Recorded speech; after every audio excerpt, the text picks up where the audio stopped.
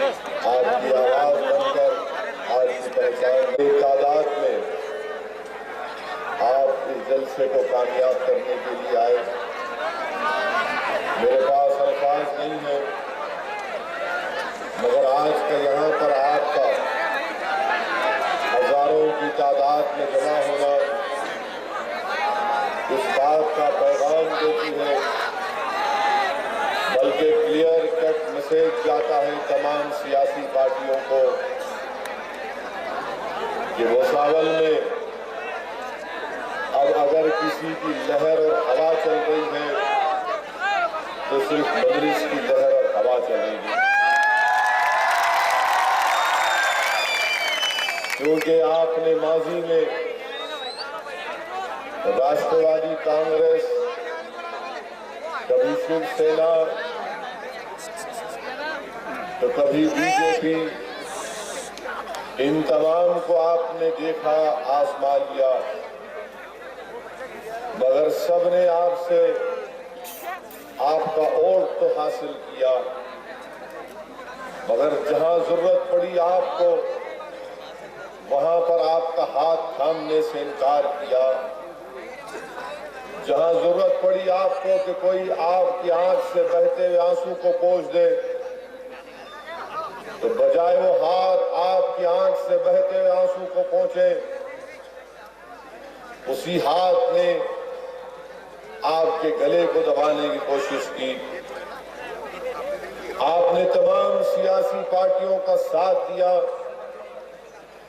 मगर हर किसी ने यहाँ के शहर के आवाम की जरूरत को पूरा नहीं किया। और मैं अजीब ये बात देखता हूं मेरे भाई कि जैसे ही मालूम हुआ कि मजलिस इलेक्शन लड़ने जा रही है भुसावल में, तो तमाम सियासी पार्टियों में तकलीफ शुरू हो गई, सब में परेशानी शुरू हो गई। बीजेपी को तो पहले से हम परेशान करके रखे हैं,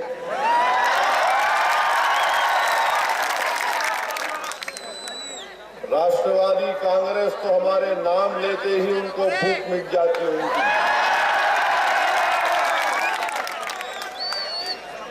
अब शिवसेना ये समझती है कि हमको गाली देने से कुछ उनका फायदा होगा, मगर एक अजीब बात मुझे नजर आई यहाँ पर। जो लोग कल तक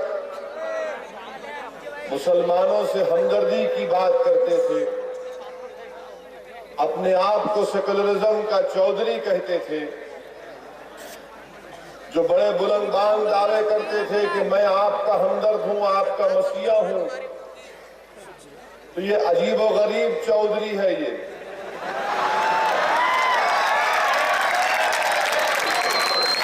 अरे आज तक मैं ऐसा चौधरी नहीं देखा।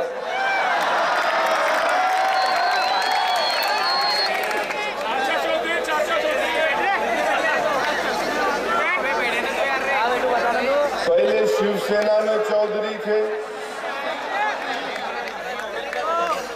फिर राष्ट्रवादी के चौधरी हुए, वहां चौधराहट पसंद नहीं आई तो दोबारा वापस चले गए।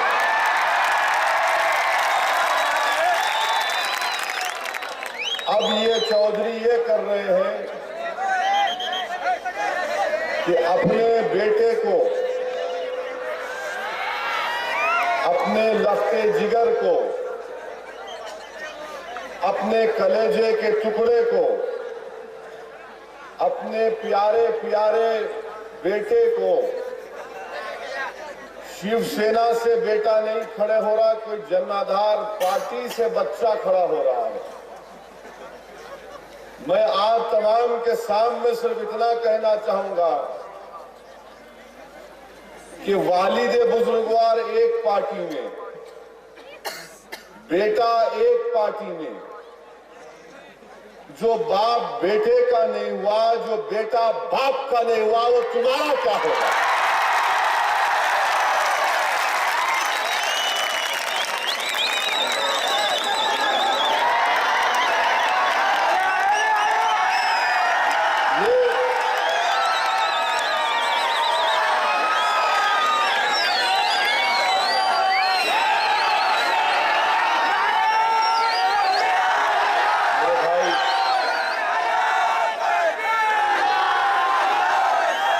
फिरोज शेख साहब को आप कामयाब करेंगे तो आप यकीनन उस नारे को उठाने के हकदार होंगे। तो क्या आप फिरोज शेख साहब को कामयाब करेंगे? नहीं करेंगे? चौधरियों की पॉलिटिक्स खत्म करेंगे? नहीं करेंगे? तो यही बात मैं आप तक पहुंचाने के लिए आया हूं कि देखिए किस तरीके से ये खेल खेलते हैं। पप्पा शिवसेना में, पप्पू जनाधार में, बीजेपी के लोग बीजेपी से नहीं आजाद लड़ते हैं। अरे क्या तुमको अपनी बीजेपी से मोहब्बत नहीं है जो आजाद लड़ रहे हैं? तो मालूम हुआ कि मजलिस आई तो ये लोग डर रहे हैं शिवसेना से टिकट लेने के लिए। मजलिस आई तो बीजेपी से टिकट लेने के लिए डर रहे हैं। अल्हम्दुलिल्लाह 50% यही हमको कामयाबी मिल गई। अब आइंदा 50% के लिए आपको पोलिंग के दिन जाना पड़ेगा। पोलिंग से पहले बहुत बड़ी कहानियां और स्टोरियां अखबार में आएंगी, सोशल मीडिया में डालेंगे, फोटोओं को जोड़ तोड़ के डालेंगे। तो ऐसा डाले तो बोलना ये झूठा है। ये हमारे डर को, हमारे इतिहास को देखकर ये खेल खेल रहा है। मेरे भाई, आप अंदाजा लगाइए कि आपका शहर महाराष्ट्र का सबसे बड़ा रेलवे स्टेशन यहां पर है। 15 साल महाराष्ट्र में राष्ट्रवादी कांग्रेस की सरकार रही।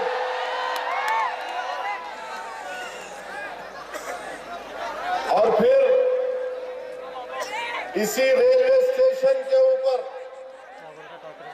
हमारे गरीब लोग प्लेटफॉर्म पर कारोबार करते हैं। ट्रेन आती है 2 मिनट के लिए और वो वहां पर ट्रेन से जो पैसेंजर उतरता है उसको कुछ बेचकर अपना पेट और अपने घर को जिंदा रखते हैं। तो रेलवे पर रेलवे प्रोटेक्शन की फोर्स उन पर चालान पे चालान लगाती है। पूछो इन राष्ट्रवादी कांग्रेस और कांग्रेस के लोगों से कि 10 साल तुम्हारी मरकज में हुकूमत थी। अगर तुम बोल देते रेलवे मिनिस्टर को कि यहाँ के गरीब बच्चों को इजाजत दी जाए, परमिशन मिले ताकि वो कारोबार कर सके। मगर याद रखिए मेरे अजीज दोस्तों और बुजुर्गों, ये लोग ये समझते हैं कि हमको सिर्फ बातों से बहला दिया जाएगा। हमारे नौजवानों को कभी बुराई के रास्ते पर डालते हैं, शराब पिला देते हैं, कभी सूद के कारोबारों में उनको मुलविस करा देते हैं, तो कभी इफ्तार की एक दावत कर देते हैं, कभी ईदगाह के सामने आकर सर पे टोपी पहनकर सलामा करना शुरू कर देते हैं, कभी ख्वाजा अजमेरी के आस्थाने का उर्स आता है तो एक चादर शरीफ जब हम भी जाते हैं सामने आकर ठहर जाते हैं। बकरीद की ईद आई तो बकरा हम काटते, बड़ा हम काटते, छोटा हम काटते, मगर ये सौतेला बीच में आ जाता। हमारी बकरीद, मगर आप पहुंच जाते वहां पर। सुनो मेरे भाई, सुनिए सुनिए, मत करिए। हर चीज में हमको हमारी असली जो जरूरत है, हमारी जरूरत नौकरियों की है। इतना बड़ा रेलवे स्टेशन है, 2.5 साल से मोदी की सरकार दिल्ली में है। जो लोग बीजेपी का नाम लेकर आज हमारा वोट पूछ रहे हैं, आप रेलवे स्टेशन के रेलवे के मिनिस्टर महाराष्ट्र के सुरेश प्रभु साहब, उनको बोल देते, अरे भाई ये गरीब लोग कारोबार करना चाहते हैं, इनको परमिशन दिला के दे दो, नहीं करेंगे। यहां पर नदी बहती है, ताप्ती नदी बहती है, क्या ये बात सच है? मुझे बताओ आप हाथ उठाकर कि 5 दिन में एक मरतबा पानी मिलता नहीं मिलता आपको? तो जो आपको पानी नहीं पिला रहे आप उसको वोट देंगे? मैं आपसे अपील कर रहा हूं, जो आपको पानी नहीं पिला रहा आप उसको पानी नहीं डालना, उसको प्यासा रखना, उसको भूखा रखना और उसको बताना कि तुम इख्तिदार पर थे, 10-10 साल 15-15 साल एमएलए थे, नगर परिषद में तुम्हारा कब्जा, मगर पीने का पानी नहीं मिलता और हमारी वोट की भीख मांगने हमारे महलों में आ जाते। मेरे भाई, आपका पानी का फिल्टर कभी चलता नहीं चलता, पानी का फिल्टर नहीं चलता, मगर घर में पैसों की आने शुरू होते रहते। फिल्टर हमारा नहीं चलता, मगर इनका जो सिगरेट का मामला सब चलता। कहां जाकर खत्म होगा मेरे भाई? ये तमाम चीजें जो मैं कह रहा हूं हर जगह ऐसी होता है, हर जगह। पूरा हिंदुस्तान के बड़े बड़े शहरों में गया हूं, उत्तर प्रदेश के गांवों में गया हूं, बिहार के कोचादामन के इलाके में गया हूं, हर जगह यही देखता हूं कि जिस चीज की हमको जरूरत होती है वो नहीं देते। हमको नौकरी की जरूरत है, नहीं देते। हमको लोन की जरूरत है, नहीं देते। हमको पीने के साफ पानी की जरूरत है, नहीं देते।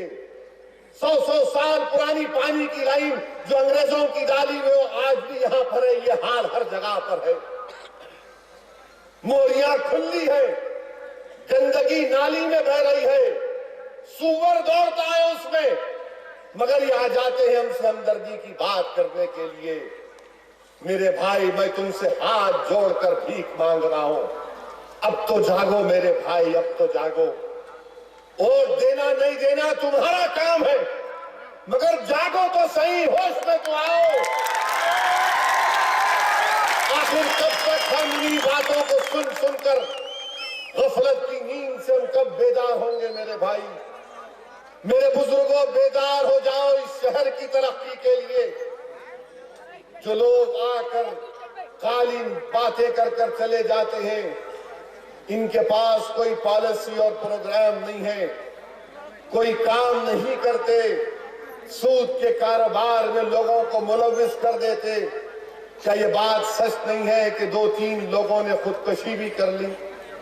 मेरे भाई, एक सिलसिला कब खत्म होगा?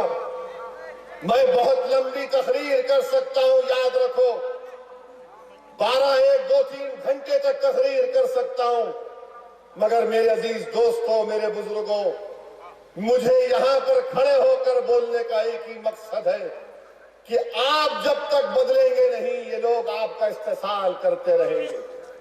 जिस दिन आप बदलने तैयार हो जाएंगे, दुनिया की कोई ताकत आपको रोक नहीं पाएगी।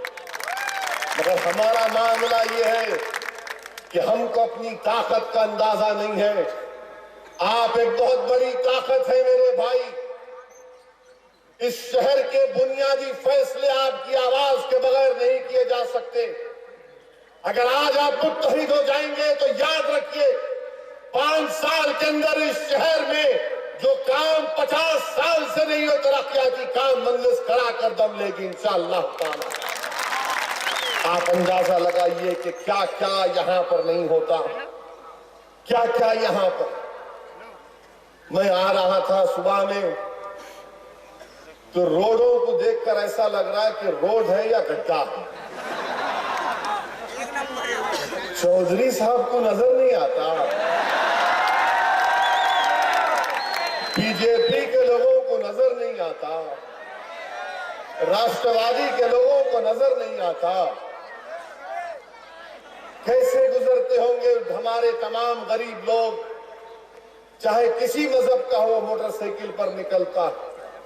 और मैं गारंटी के साथ कह सकता हूं एक बहुत बड़ी तादाद में लोगों को पीठ और कमर में दर्द होता होगा, मगर इन लोगों को कोई फिक्र नहीं है मेरे भाई। इसीलिए मेरे अजीज दोस्तों और बुजुर्गों, आज आपको एक तारीखी फैसला लेना है। गवर्नमेंट का हॉस्पिटल है, नगर परिषद में पैसा है, मगर दवाखाने को नहीं देते। काम करने वालों को तनख्वाह नहीं दी जाती। डिग्री कॉलेज नहीं है, मगर बेटे को कामयाब करने के लिए सब आ जाएंगे।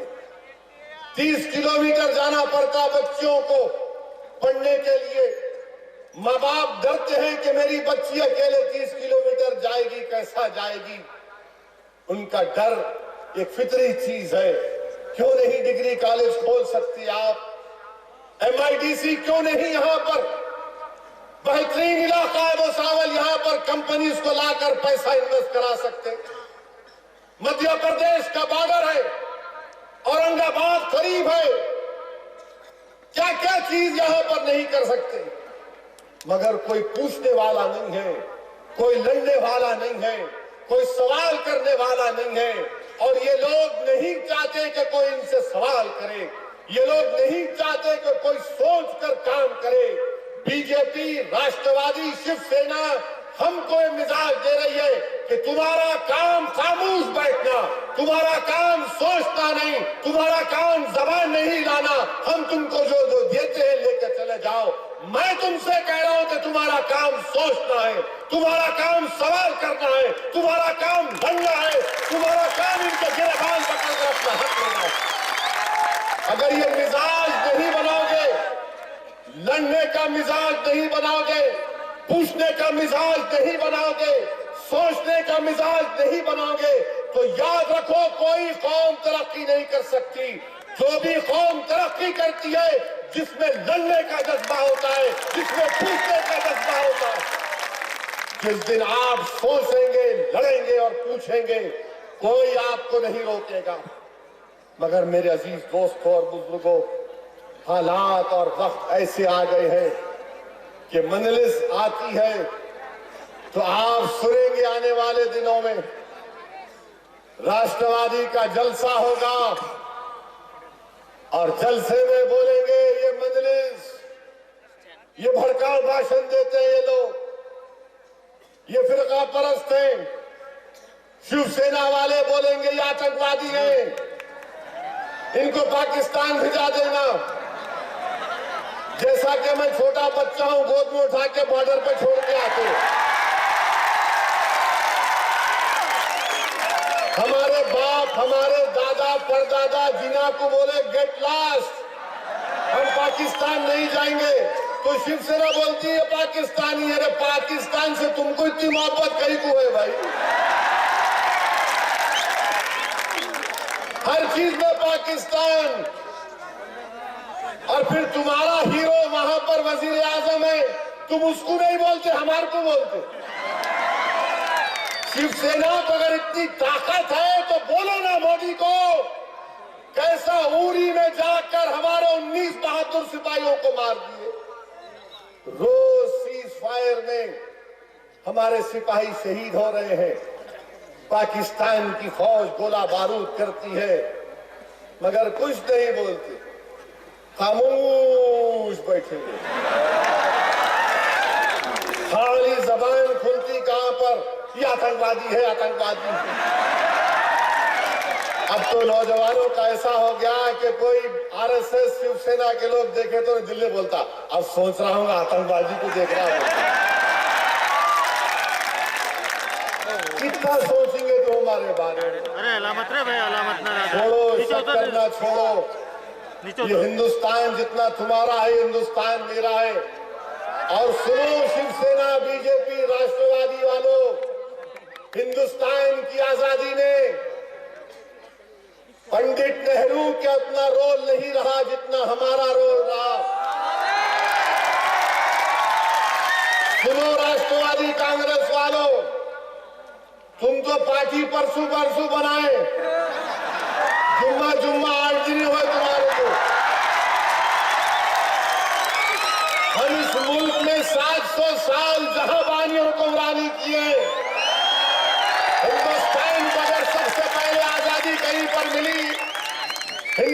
हिंदुस्तान में सबसे पहले अगर आजादी कहीं पर मिली, सबसे पहले कहीं पर तिरंगा चलाया गया तो यही मालेगांव में, मालेगांव के खुले पर झंडा लगाने वाले हैं।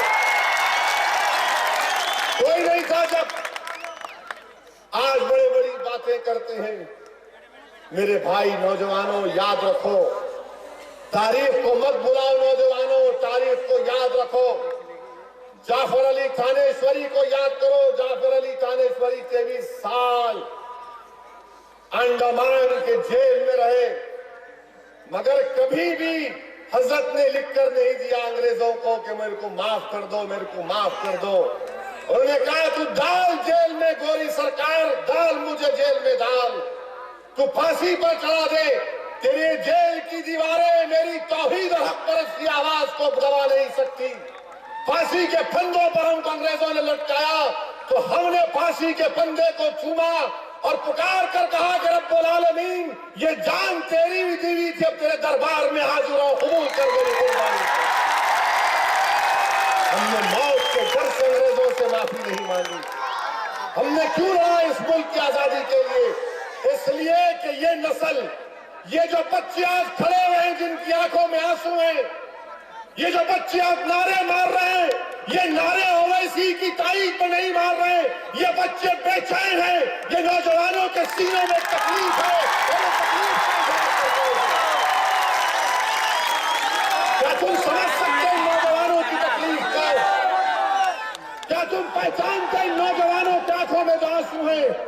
तुमको इनकी आंखों में चमक नजर आती, मगर मुझे इनकी आंखों में परेशानी नजर आती है। मेरे अजीज दोस्तों और बुजुर्गों, इन नौजवानों का मुस्तकबिल हमारे सामने है। इन नौजवानों की जिंदगियां हमारे सामने है। मेरे बुजुर्गों, मैं भूसावल के जिम्मेदारों से अदबन गुजारिश कर रहा हूं कि अब के बार एक अच्छा फैसला लीजिए, अब के बार एक अच्छा फैसला लीजिए, मुत्तहिदा तौर पर लीजिए। माजी में जिसको आपने हाथ थामा था, उन तमाम ने हमको धोखा दिया, उन तमाम ने हमारा कोई काम नहीं किया। आज आपको एक तारीखी फैसला लेना है मेरे भाई। मैं आपसे सिर्फ गुजारिश कर सकता हूं, मैं चीख मार मार कर अपने जज्बात को, अपने कलेजा फाड़ कर आपके कदमों में रख सकता हूं। मैं अल्लाह की बारगाह में भीख मांगता हूं कि परवरदिगार, दिलों को मोड़ने वाले तो आप है। असदुद्दीन ओवैसी की जबान में तासीर नहीं है।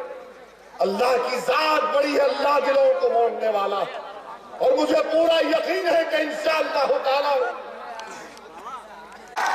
जरूर वो वक्त आएगा। याद रखो, मैं जिंदा रहूं या ना रहूं, मगर तुम देखोगे इंशाअल्लाह ताला, दुनिया देखेगी, महाराष्ट्र का हर फर्द देखेगा, हिंदुस्तान की आवाम देखेगी कि हिंदुस्तान की सबसे बड़ी अक़लियत में एक इनकलाबी तब्दीली पैदा होगी। और वो तब्दीली पैदा करना हमारा और आपका काम है। मेरे भाई, क्या क्या नहीं देखा आपने, क्या क्या हमने नुकसान नहीं उठाया।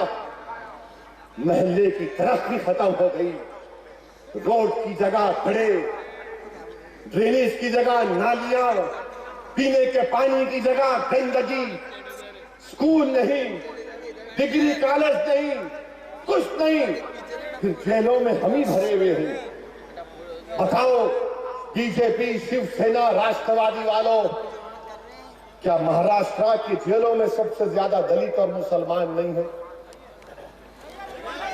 क्या महाराष्ट्र के जेलों में दलित और मुसलमान नहीं है? है मेरे भाई।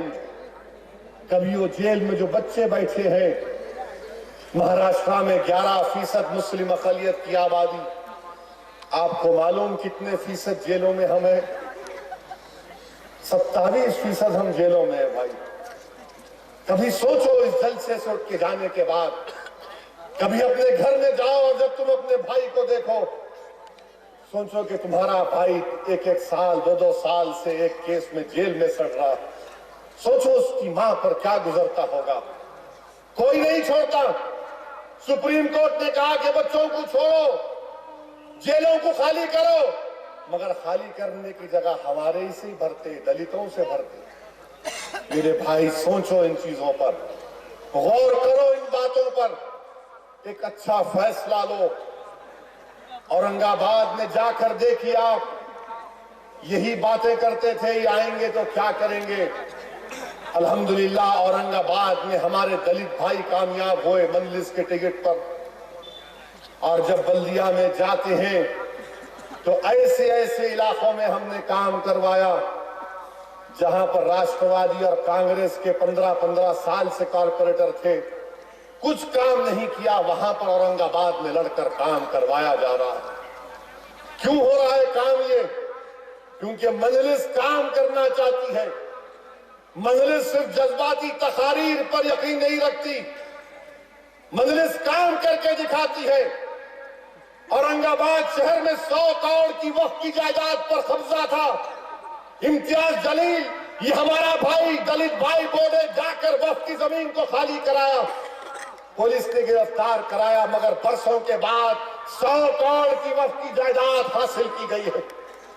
कहां थे ये कांग्रेस राष्ट्रवादी वाले, कहां थे ये? मेरे भाई ये काम हो सकता है, ये काम कर सकते हैं और ये काम होगा यहां पर इंशाअल्लाह ताला। अगर आप मुत्तहिद होकर एक फैसला ले लेंगे तो यकीनन पूरा काम होगा। जब बात दलित भाइयों की आई तो आज आप देख रहे हैं कि राष्ट्रवादी कांग्रेस के लोग, बीजेपी के लोग, शिवसेना के लोग बोल रहे कि एट्रॉसिटी एक्ट को हटाओ। मैं कह रहा हूं एट्रॉसिटी एक्ट को बचाओ। दलित भाइयों, एट्रॉसिटी एक्ट को बचाओ। दलितों को बचाना है तो एट्रॉसिटी एक्ट को बचाओ। ट्राइबल लोगों को बचाना है तो एट्रॉसिटी एक्ट को बरकरार रखो।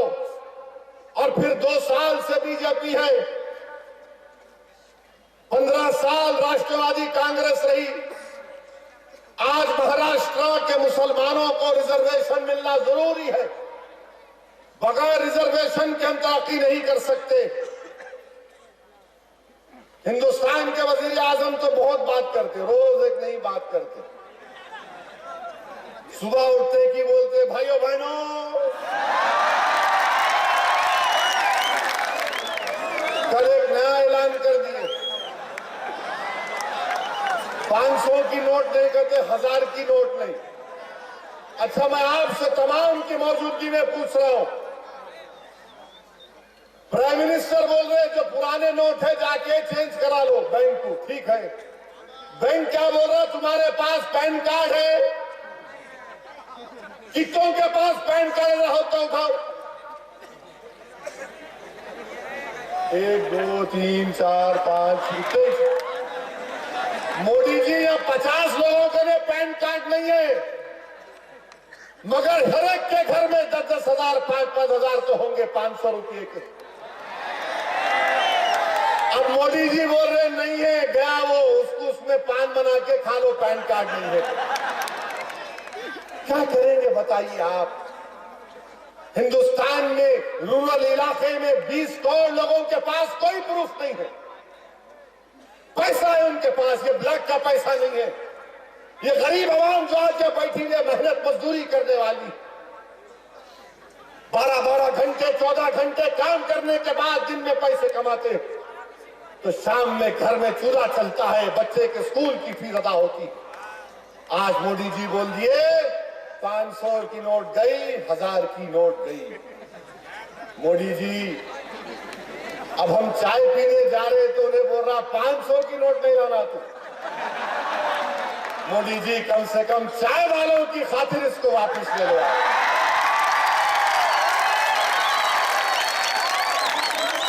किसकी से मिले तो चाय वालों की खातिर वापस ले लो। 500, 1000 की नोट, मैं खुद परेशान हो गया। कल रात में सुना था, जालना में थे तो सैयद मोइन बताए साहब लेटेस्ट न्यूज है। मैं बोला अब क्या बोले मित्रों? तो बोले गए इत्तेफाक से क्या हुआ, अच्छा हुआ, हमारे घर वाले जो है 100-100 की नोटा दे दिए। मैं अब शुक्रगुजार हूं।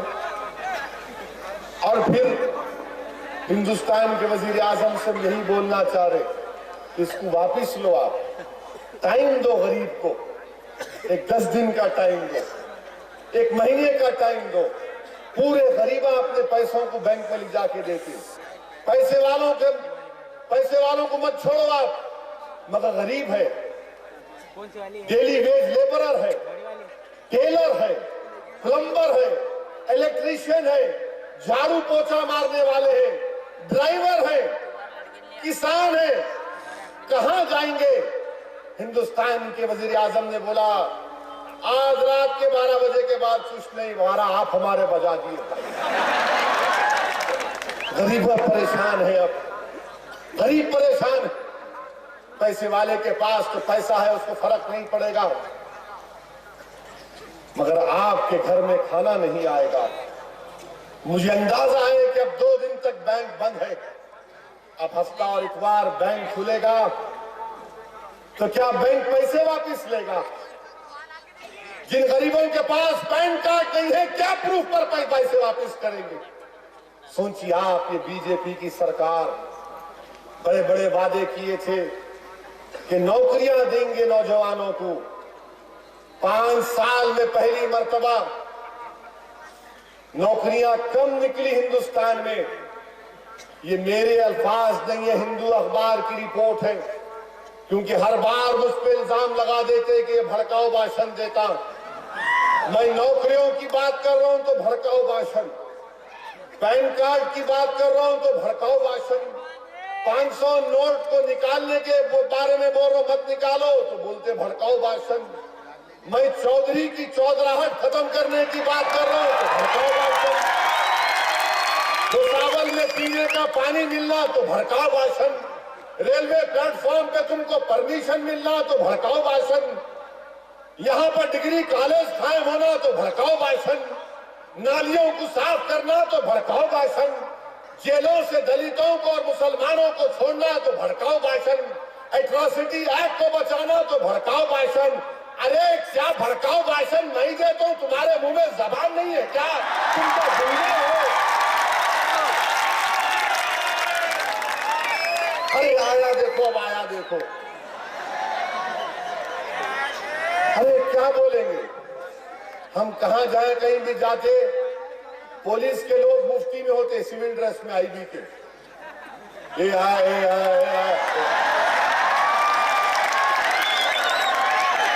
मैं आसमान से डरता, हेलीकॉप्टर से उतरा।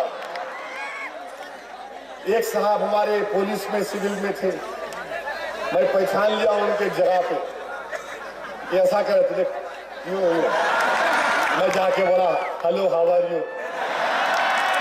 बोले मैं पहचान लिया। मेरा मैं दूर से पहचान लिया। कैसे? मेरा सूंघ के पहचाना तुम्हारे को।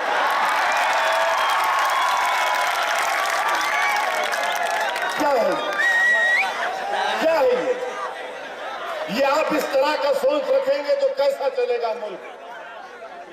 मेरे भाई, मेरे अजीज दोस्तों, मेरे बुजुर्गों, क्या आप चाहते हैं या नहीं चाहते? मेरे को एक बार बोल दो आप कि 1 महीने का टाइम मिलना नहीं मिलना 500,000 की नोट के लिए? जोर से बोलो, मिलना नहीं मिलना? इतना जोर से बोलो कि मोदी को दिल्ली तक पहुंच जाए। जरा कैमरे वालों फिरा के सुनाओ मित्रों को जरा।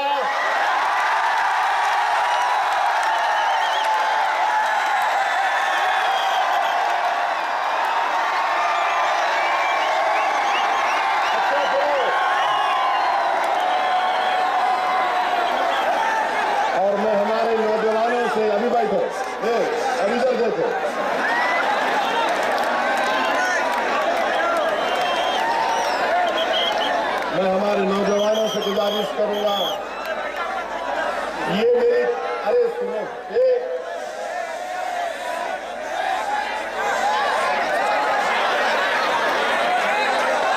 आपका काम ये है, आपका काम ये है कि मेरी तकरीर का ये 1 मिनट का क्लिप जरा निकाल के व्हाट्सएप पे डाल के प्राइम मिनिस्टर को फॉरवर्ड करते जाओ, ट्विटर पे, फेसबुक पे।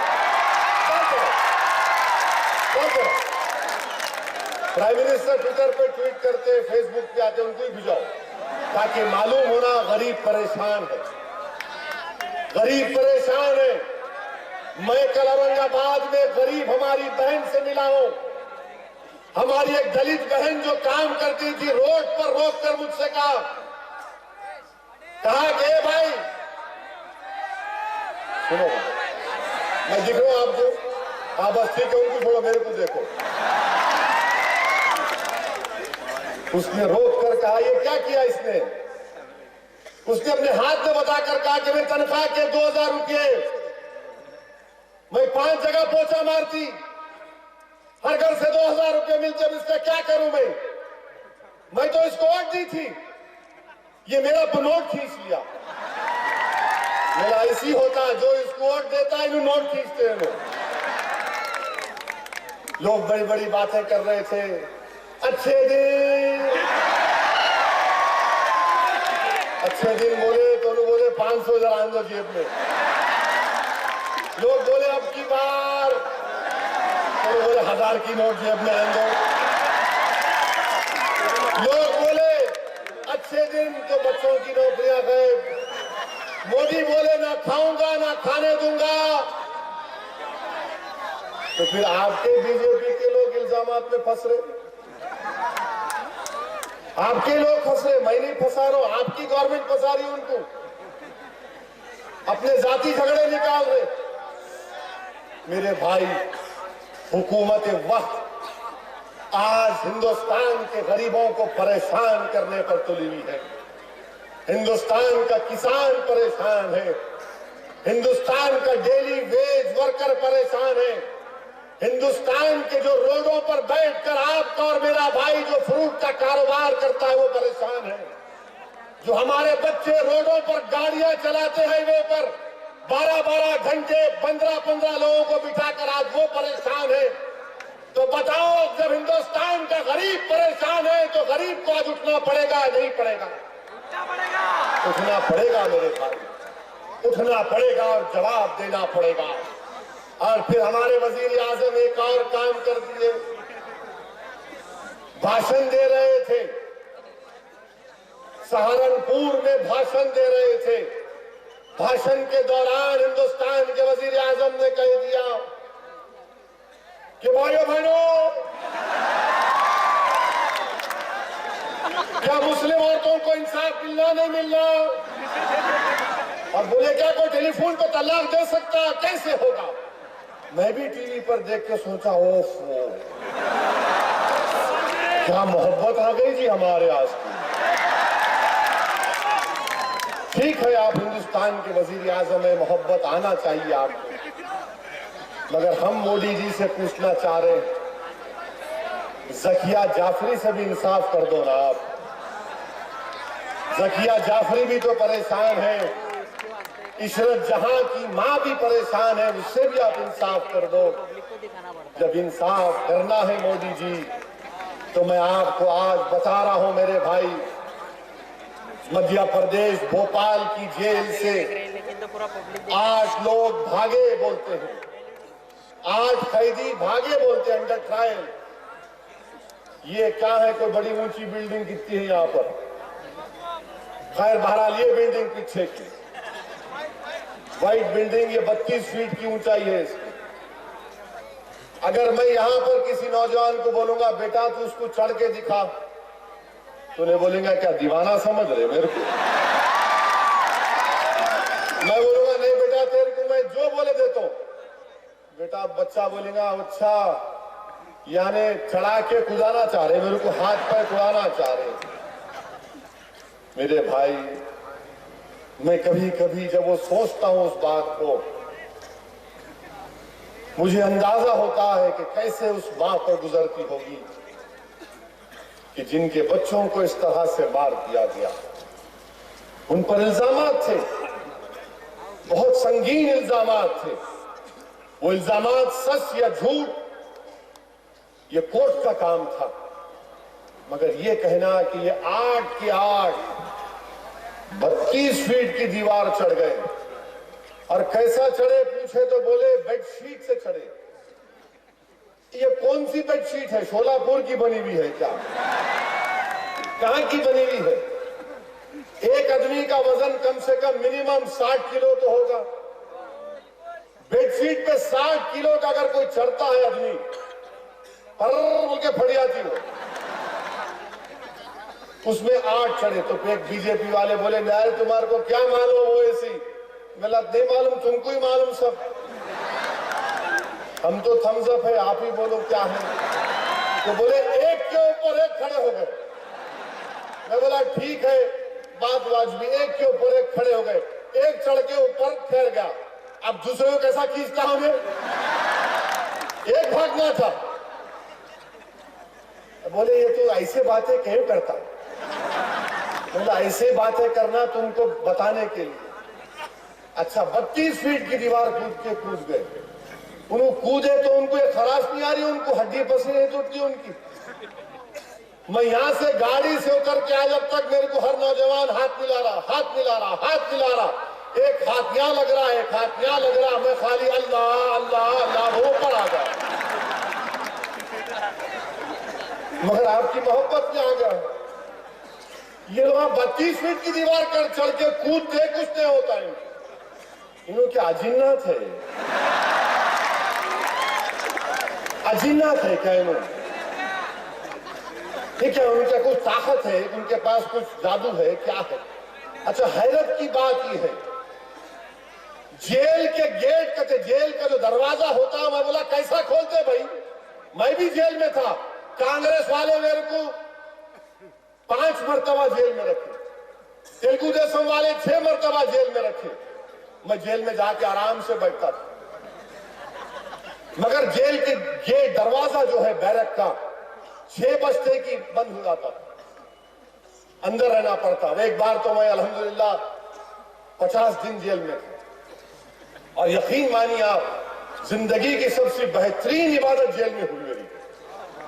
अल्लाह को इतना अच्छी तरीके से याद किया कि कसरत से याद किया। और मैं बोलता था कि अच्छा कह रहे हो कांग्रेस वाले जेल में डाल के, अल्लाह अल्लाह को तो याद कर रहा हूं मैं। खैर बहरहाल वो लंबी स्टोरी है। अब जेल की दरवाजा जो बैरक का दरवाजा कैसा खोले? बीजेपी वाले बोलते आपको नहीं मालूम। मतलब नहीं मालूम, टूथब्रश से खोले थे। कौन सा टूथब्रश सही है? पतंजलि का टूथब्रश तो नहीं है।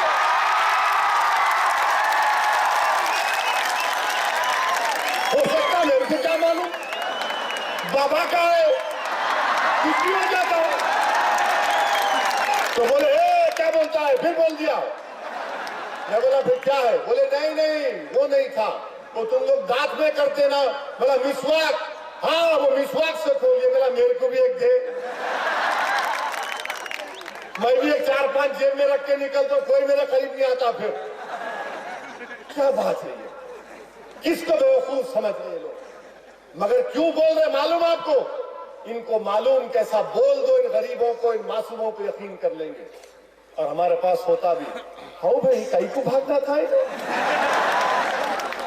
कहीं को कूद के जाना था, खामखा मौका दिए, कूद के गए, उन्हें ठोक दिए। अरे मेरे भाई सोचो, अल्लाह दिमाग दिया हम सबको सोचने के लिए, उसको इस्तेमाल करो। ये जेल से कूद गए तो उनकी लाशों को देखो आप जाके, घड़ी उनके हाथ में। जेल में घड़ी नहीं रख सकते आप, बेल्ट है, बेल्ट नहीं पहन सकते जेल में आप। पैरों पे स्पोर्ट शूज है अच्छे खासे, स्पोर्ट शूज नहीं पहन सकते, चप्पल पहनना पड़ता। तो मैं पूछा ये कहां से आए? तो बीजेपी वाले बोले तेरे लोग लाके दिए, बाहर निकल गए।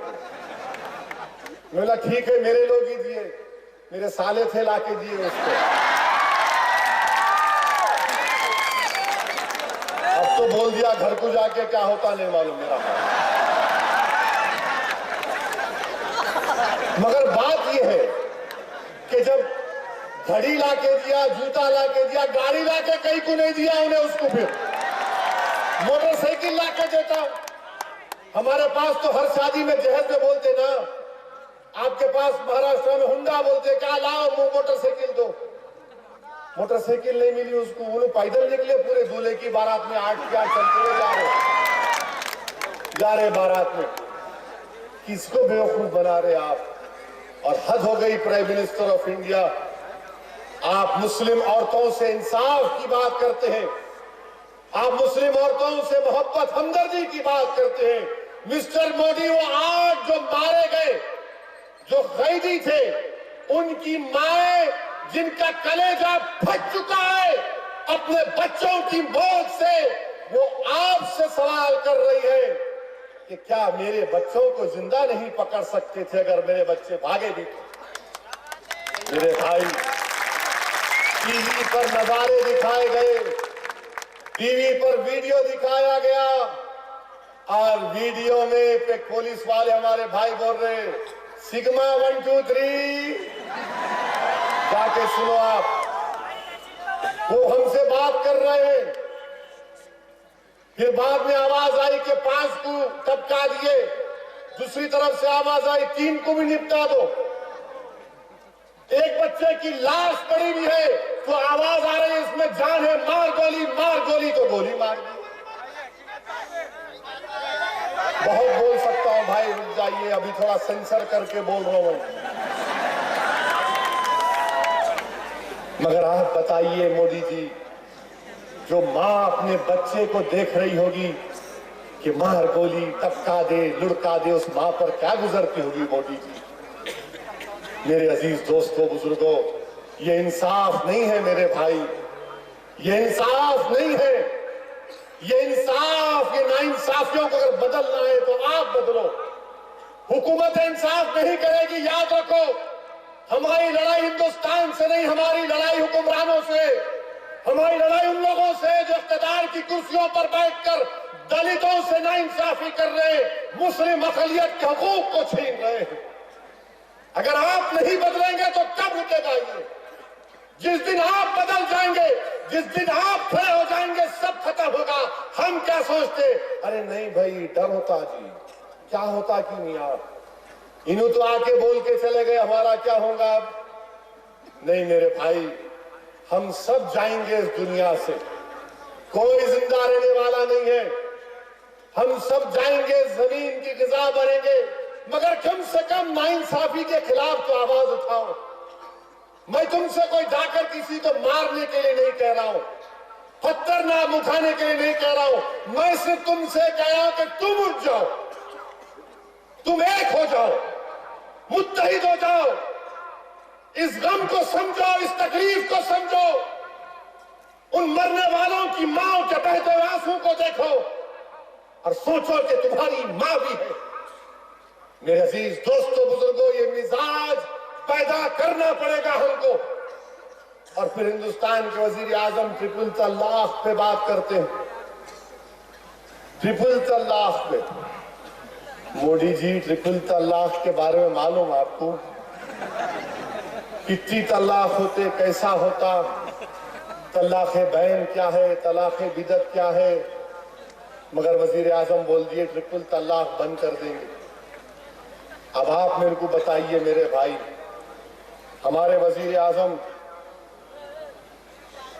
ये फिगर मैं आपके सामने रख रहा हूं, हमारे प्रेस वाले भी है, जरा लिख लो भाई थोड़ा,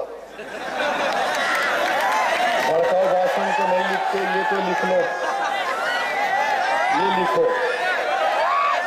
सुनो 2011, सुनो भाई, भी टाइम भाई 20 मिनट है, थके तो नहीं ना? या खत्म करके बैठ जाओ, फ्रेश है ना आप लोग? गरम है ना? पोलिंग तो गरम है तो या ठंडे हो जाते? कहीं चौधरी आके बोलेंगे हेलो, तो गरम ही रहो, हम गरम है ना? हाँ, ज्यादा गरम मत को हो जाओ, 2-2 शादियां ने एक भी बस। गरम हो जाओ बोले तो कहीं जाके शुरू कर देंगे।